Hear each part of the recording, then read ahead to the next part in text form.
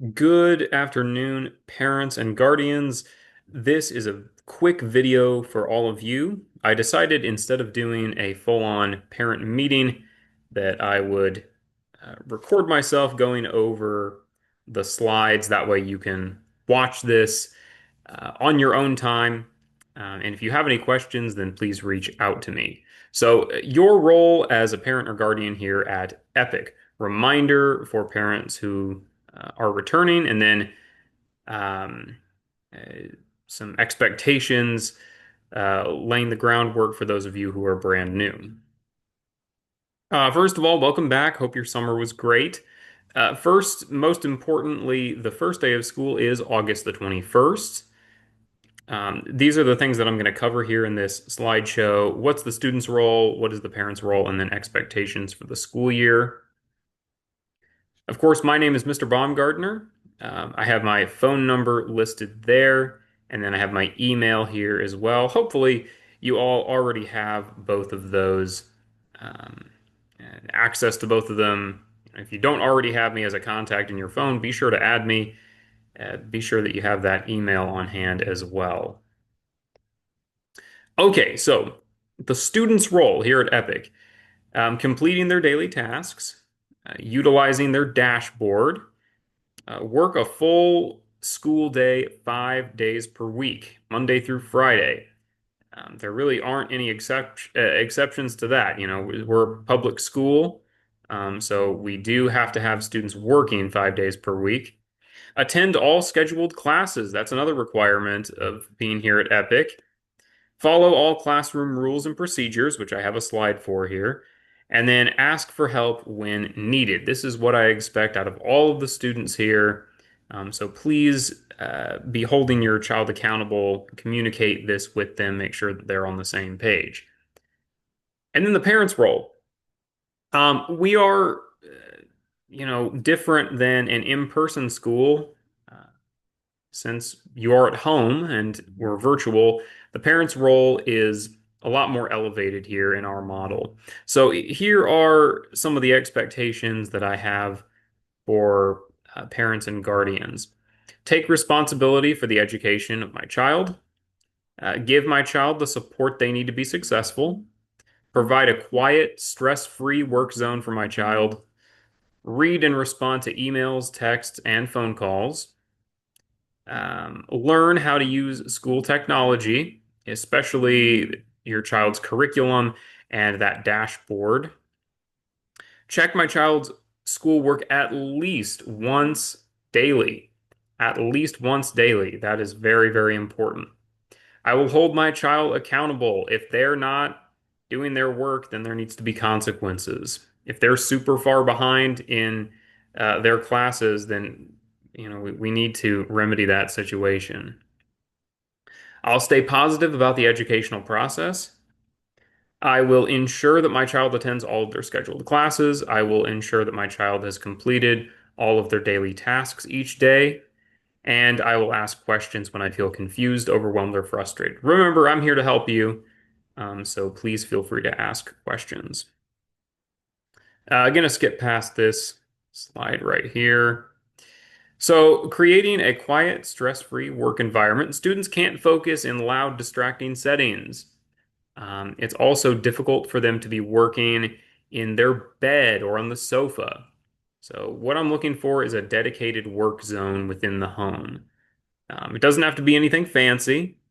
It can be as simple as a table and a chair set up, but flat surface for them to put their computer on, a place that is quiet, free from distractions, uh, some place that's lit well, that they can complete their schoolwork in and not be distracted. Important school rules. These are not all of them, of course, but here are some really important ones that I wanted to point out. Students must work on coursework full 5 days per week. Um, we cannot be taking random days off. Students need to stay caught up with their work. If you are completely caught up If all of your classes, you're ahead in all of them, then have them do the bell ringer at least. We have to have uh, assignments being completed a full 5 days per week. Students should follow the daily tasks listed on their dashboard. So that dashboard that I send out to all of you that has the daily tasks, students need to be following that. They need to be looking at that every day and utilizing that. Students must keep their cameras on during virtual meetings unless otherwise instructed by the teacher. That is a school policy. If you're on Zoom, if you're on a virtual meeting with me or with anybody within the organization, we have to have cameras on. So be sure that your child knows about that and that they are complying with that. Also need to make sure that I can actually see them, right? So their camera needs to be on and then the camera needs to be pointed at their face. Need to be able to see their full face, not part of it, not the top of their head. Need to be able to see them. And then students must be in their dedicated school zone during virtual meetings unless otherwise instructed by me. That is for their own benefit. I'm sure I probably don't need to explain to you all why that's important, but that is another expectation, another rule that we have. And then school technology. Curriculum is housed in the Clever application. Hopefully, you've already watched the video on that. The dashboard, student dashboard, is going to be in Google Drive. You can find it there very easily. Of course, you'll have access to that, and the student will have access to that. And then classes are listed on the student's Google calendars. And by classes, I mean those virtual meetings with me.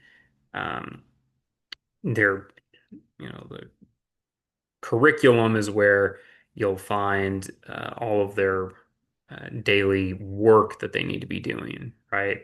All of the assignments for their core classes, their electives if they have them, that'll be in Clever. But meetings with me will always be on Google Calendar.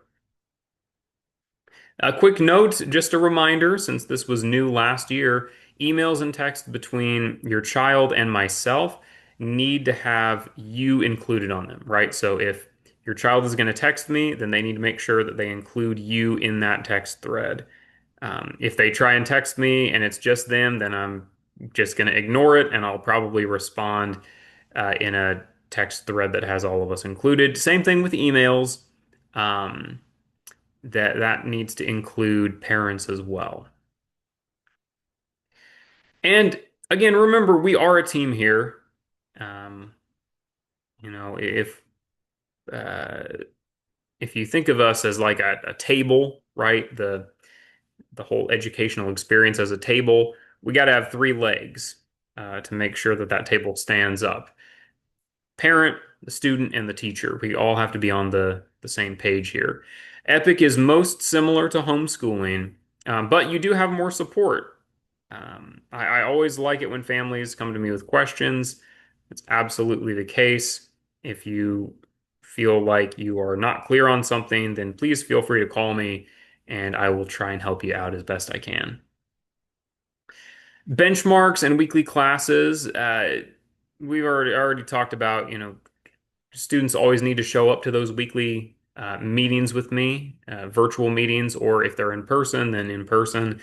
The benchmarks we'll do several times throughout the year. That's for pre-K up through eighth grade to track how your child is doing in language arts and math skills.